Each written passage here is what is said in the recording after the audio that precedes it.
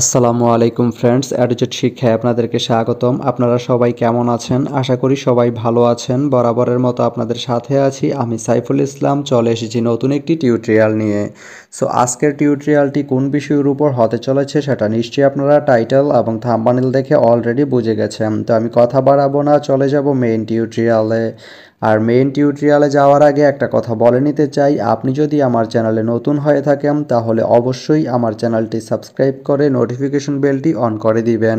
আর যারা already subscribe করে রেখেছেন তাদেরকে অনেক অনেক ধন্যবাদ। যারা আমার এই ভিডিওটি ফেসবুক থেকে দেখছেন তারা আমার পেজটি ফলো করে সাথেই থাকবেন। তো চলুন চলে যাই মেইন টিউটোরিয়ালে।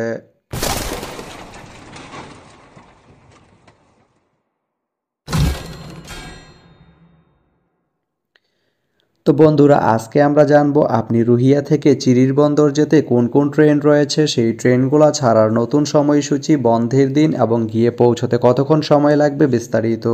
তো আমি যদি আপনাদেরকে ট্রেনের সময়সূচিগুলো বলে দেই, আপনি রুহিয়া থেকে চিরির বন্দর যেতে প্রথমেই যে ট্রেনটি রয়েছে সেটি হচ্ছে দুলনচাপা। দুলনচাপা ট্রেনটি রুহিয়া থেকে ছাড়বে সকাল 6টা 35 মিনিটে এবং এটি চিরির বন্দর গিয়ে পৌঁছবে সকাল 8টা 52 মিনিটে। এই ট্রেনটির কোনো অফ ডে নেই। এরপরে রয়েছে দ্রুতযান। দ্রুতযান ট্রেনটি রুহিয়া থেকে ছাড়বে সকাল 7টা 47 মিনিটে এবং এটি চিরির বন্দর গিয়ে পৌঁছবে সকাল 10টা 2 মিনিটে। এই ট্রেনটির কোনো অফ ডে নেই। এরপরে রয়েছে বাংলাবান্ধা। বাংলাবান্ধা ট্রেনটি রুহিয়া থেকে ছাড়বে সকাল 9টা 30 মিনিটে এবং এটি চিরির বন্দর গিয়ে পৌঁছবে সকাল 11টা 33 মিনিটে। শনিবারের দিন এই ট্রেনটি বন্ধ থাকে।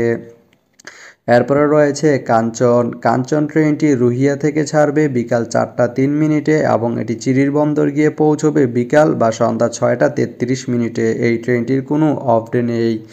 এরপরে রয়েছে একতা।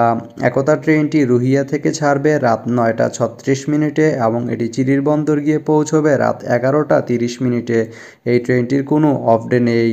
তো আপনি রুহিয়া থেকে চিরির বন্দর যেতে এই 5টি ট্রেনের যে কোনো একটি ট্রেন ব্যবহার করতে পারেন। তো ভিডিওটি কেমন লাগলো অবশ্যই কমেন্ট করে জানাবেন। আর ভিডিওটি যদি ভালো লেগে থাকে বা আপনার কোনো উপকারে এসে থাকে তাহলে ভিডিওতে একটা লাইক করে দিবেন, কারণ আপনার একটা লাইক আমাকে অনেক ইন্সপায়ার করে নতুন নতুন আরও ভিডিও বানাতে। তো ধন্যবাদ সবাইকে ভিডিওটি এতক্ষণ ধৈর্য ধরে দেখার জন্য। ভালো থাকবেন, সুস্থ থাকবেন, অ্যাডুজেট শিক্ষার সঙ্গেই থাকবেন।